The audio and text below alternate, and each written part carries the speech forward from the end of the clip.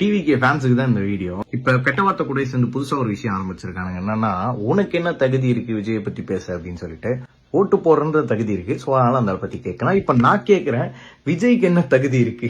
நடிகர்ன்ற ஒரு விஷயத்தை தாண்டி அரசியலுக்கு நான் அடுத்த எம்ஜிஆர், அடுத்த கேப்டன், அடுத்த காமராசர் அப்படின்னு சொல்லிக்கிற அளவுக்கு ஹேய் அவங்க எல்லாம் பண்ணாங்கடா. இந்த ஆள் என்ன பண்ணான்? 300 கோடி ரூபாய் சம்பளம் வாங்கி பனையூர்லயே பத்திரமா இருந்துக்கிட்டான். அவன் ரசிகர் மன்றத்தை எடுத்து அந்த ரசிகர் மன்றத்துல இருக்க ஒரு குடும்பத்துல இருக்க குழந்தைங்களை படிக்க வச்சிருந்தாலே படுத்துக்கிட்டு ஜெயிச்சிருக்கான். அதெல்லாம் பண்ணல, அது வேற விஷயம். அதுக்கப்புறம் நம்ம உறுப்பு கூட சொன்னாரு, இந்த மாதிரி கார்ல வந்தாலும் பிளைட்ல வந்தாலும் யாருக்கும் போஸ்டிங் கிடையாது, அடிமட்டத்துல இருக்க தொண்டனுக்கு தான் போஸ்டிங்ட்டு. என் கூட வாங்க, எங்க ஏரியால நிறைய பேர் போஸ்ட் ஒட்டிக்கிறாங்க, அவங்க காசுலயே அவங்க அன்னதானம் எல்லாம் போட்டுக்கிறாங்க, எவனும் போஸ்டிங் வாங்கல. லாட்டரினா சும்மா வந்தாரு, கார்ல வந்தாரு. ரெட் கிங்டம் இப்படி வந்தாரு, அவர் கார்ல அப்புறம் அவர் படையெல்லாம் பின்னாடி பஸ்ல வேற வந்தாங்க.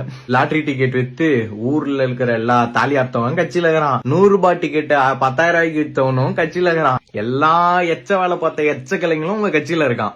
உங்களை பத்தின தப்ப சொன்னா தப்பா எங்களை பேசுவீங்க, அதுவே உங்களை பத்தி நல்லதா சொன்னா கால நக்குவீங்க. ஏன்னா அந்த பச்சோந்திங்களோட மோசமா இருக்கீங்களேடா, மானங்கட்டவனுங்களா.